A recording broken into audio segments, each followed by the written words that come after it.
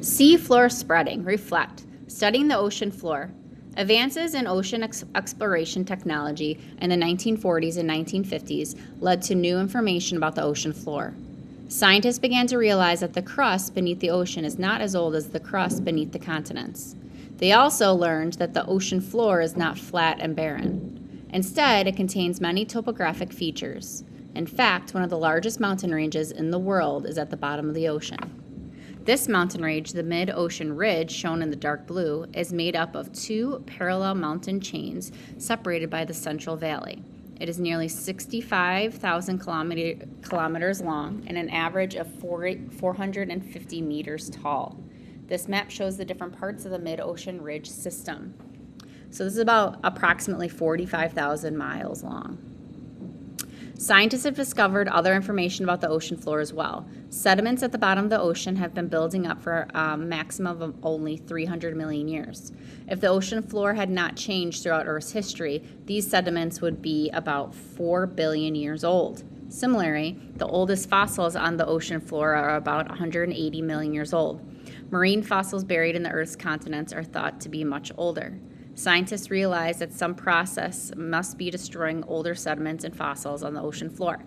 Because rocks and fossils on the continents are much older than those on the ocean floor, this process must affect oceanic crust differently than it does in continental crust. What do you think? If the oceanic crust is being destroyed, where do you think it goes? What happens to the crust after it's destroyed? Where does the new crust come from?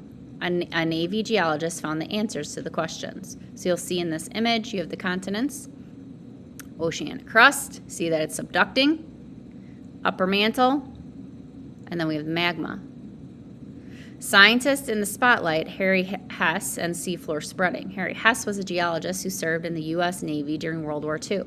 Hess used some of the Navy's ocean exploration technology to study divergent plate boundaries, where tectonic plates move apart, at the mid-ocean ridge and other ocean features.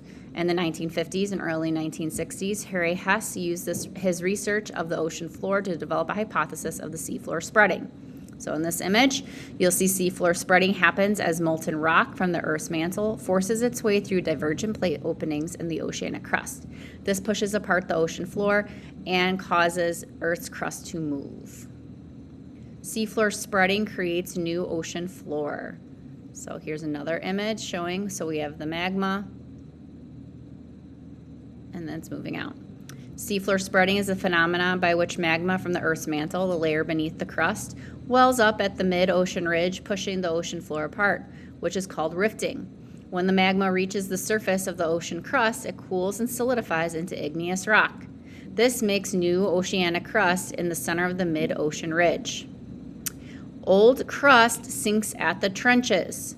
Hess also reasoned that older oceanic crust that is pushed towards continental crust is destroyed as it sinks into deep ocean trenches at convergent plate boundaries where tectonic plates collide. The oceanic crust is denser than the continental crust and subducts at the trench. This is why oceanic crust is younger than the continental crust. Oceanic crust is continually being recycled, so that's being pushed under, subducted. Tying it all together, geologists have several major pieces of evidence that support the idea that new crust forms at the mid-ocean ridges and then moves away as the new crust continues to form, and that the oldest crust is being destroyed at seafloor trenches. Here is a summary of their findings. Regions of different continents that share a similar fossil and similar rocks suggest that the geologic past, those sections of the continent were once attached and have been separated.